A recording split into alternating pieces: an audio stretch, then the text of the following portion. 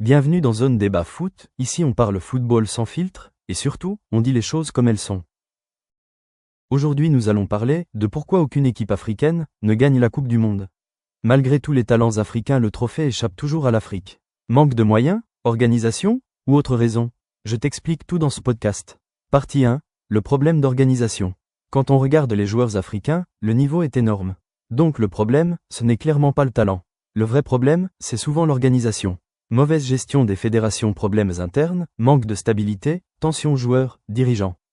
Comparé aux équipes européennes, c'est moins structuré. Imagine ça en pleine Coupe du Monde. Pendant ce temps-là, en Europe, structure stable, staff complet, préparation parfaite. La différence, elle est là. Tu peux avoir les meilleurs joueurs sans organisation, tu gagnes rien. Partie 2, le mental et l'expérience. Dans les grands matchs, ça se joue aussi dans la tête.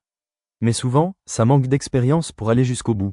La pression, la gestion des moments clés, les petits détails, tout ça fait la différence au plus haut niveau. Certaines équipes ont le talent pour rivaliser, mais pas encore l'habitude de gagner des matchs décisifs. Avec plus d'expérience et de confiance, elles peuvent franchir ce cap et aller beaucoup plus loin. Partie 3, le manque de continuité collective. Le manque de continuité collective est un facteur important pour comprendre les difficultés de certaines équipes africaines dans les grandes compétitions comme la Coupe du Monde. En effet, la majorité des joueurs africains évoluent dans des clubs différents, souvent répartis dans plusieurs pays et championnats.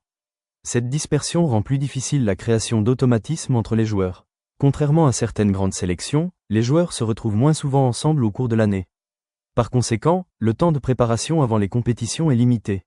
Les équipes doivent rapidement trouver des repères collectifs, ce qui peut être un désavantage face à des nations où les joueurs ont grandi et évolué ensemble depuis les catégories de jeunes.